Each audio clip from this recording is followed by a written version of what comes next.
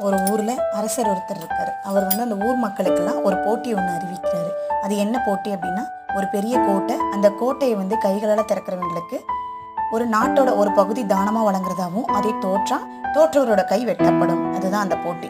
மக்கள் எல்லாரும் யோசிக்கிறாங்க, சப்போஸ் நம்ம கை வெட்டப்பட்டன்னா என்ன பண்ண முடியும் அப்படின்னு சொல்லிட்டு. அதில் ஒரே ஒரு இளைஞர் மட்டும் முன்னாடி ஓகே, நான் அந்த போட்டியில் கலந்துக்கிறேன் அப்படின்னு சொல்றாரு. அதுக்கு ஒன்று அந்த ஊர் மக்கள்லாம், நீ கலந்துக்கிறியா?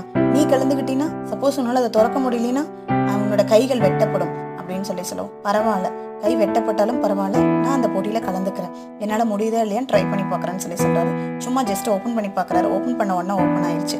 அந்த கதவுல ஆக்சுவலாக தாழ்பாலே போடவே இல்லை. சரி, இப்படிதான் நம்மள பல பேர் தோற்று விடுவோமோ, எதையாவது இழந்து விடுவோமோ அப்படின்னு சொல்லிட்டு எதையும் முயற்சிக்காமலேயே விட்டு விடுகிறார்கள். அனைவரும் அறிந்த முயலாமை கதையில் முயலின் தோல்விக்கு முயலாமையே காரணம்.